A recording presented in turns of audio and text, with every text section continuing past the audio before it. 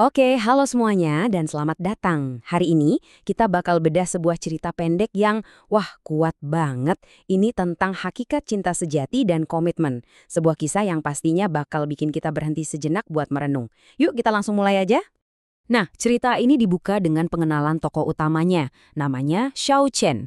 Si narator ngegambarin dia tuh bukan sebagai sosok yang luar biasa cantiknya gitu ya, tapi yang ditonjolkan itu kualitas batinnya, seseorang yang penuh pengertian dan juga lembut.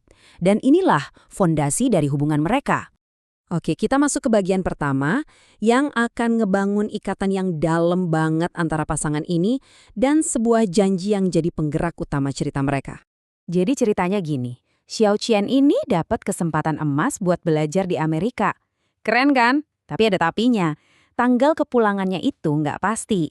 Nah, karena itu dia pengen memperkuat komitmen mereka. Dan cuma sehari setelah wisuda, mereka pun resmi tunangan. Ini tuh kayak sebuah janji yang mereka buat sebelum jarak memisahkan mereka. Tapi dari titik kebahagiaan ini, cerita langsung ngambil belokan yang tragis dan sama sekali nggak terduga. Sebuah ujian yang bakal mengubah segalanya.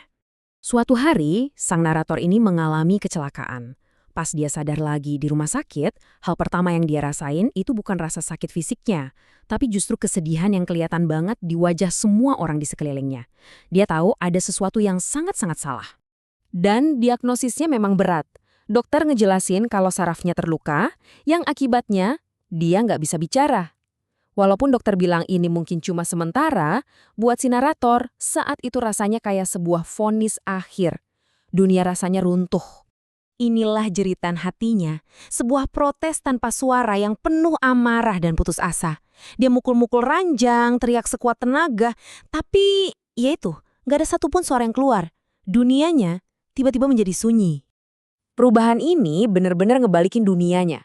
Coba bayangin, telepon yang tadinya jadi jembatan buat ngelepas kangen sama Xiao Qian, sekarang malah jadi sumber teror. Alat komunikasi mereka kini jadi pengingat bisu atas apa yang udah hilang dari dirinya. Mari kita lanjutin buat lihat gimana ini semua berkembang saat sang narator mulai menarik diri dari dunia dan dari orang yang paling dia cintai. Nah, karena didorong rasa putus asa, sang narator ini ngambil langkah-langkah yang drastis banget buat menghilang. Dia ngisolasiin diri, terus dia batalin pertunangannya, dan dia abaikan semua upaya Xiao Qian buat ngehubungin dia. Puncaknya, keluarganya bahkan sampai pindah rumah, bener-bener buat ngapus semua jejak masa lalu. Mungkin dia merasa ini yang terbaik, biar Xiao Qian gak terbebani. 2 tahun. Selama itulah keheningan ini berlangsung. Dan dalam waktu yang panjang ini, sang narator pelan-pelan mulai keluar dari masa kelamnya. Dia mulai menerima kondisinya dan bahkan mulai belajar bahasa isyarat. Dan ini nih yang ngebawa kita ke puncak ceritanya, saat masa lalu kembali dengan cara yang sama sekali nggak terduga. Coba bayangin momen ini. Setelah 2 tahun dalam keheningan dan isolasi, sebuah suara tiba-tiba mecahin kesunyian. Bel pintu. Ayahnya ngebuka pintu, dan seketika seluruh rumah jadi hening. Di depan pintu berdiri Xiao Chen. Dia maju, dan dengan bahasa isyarat yang udah terlatih, dia mulai bicara. Dia minta maaf, ngejelasin kalau dia terlambat 1 tahun buat nemuin si narator. Alasan keterlambatannya sungguh luar biasa. Ternyata dia nggak pernah nyerah. Justru sebaliknya, dia ngabisin 1 tahun penuh buat belajar bahasa isyarat, bahasa barunya si narator, supaya bisa komunikasi sama dia di dunianya yang baru. Sebuah bukti komitmen yang, wow, melampaui kata-kata. Ini benar-benar nunjukin sifat cintanya yang tanpa syarat. Dia negasin kalau kondisi si narator nggak ngubah perasaannya sedikit pun. Cintanya itu benar-benar melampaui kondisi fisik dan keadaan. Lalu, inilah puncaknya. Sebuah lamaran yang kuat dan tegas, disampaikan dalam keheningan buat memenuhi janji yang mereka buat bertahun-tahun sebelumnya. Ini bukti kalau komitmennya itu nggak pernah goyah sama sekali. Pada akhirnya cerita ini bukan cuma soal mereka, tapi juga tentang pertanyaan mendalam yang diajuin ke kita semua. Cerita ini kemudian seakan-akan berbalik ke arah kita, para pendengar.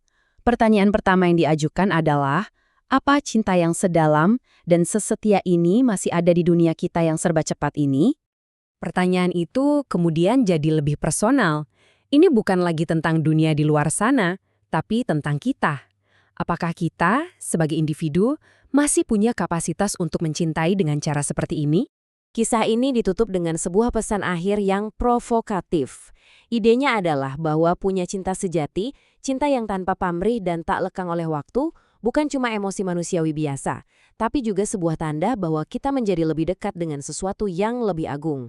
Sebuah pemikiran yang kuat banget buat kita renungkan. Terima kasih sudah menyimak.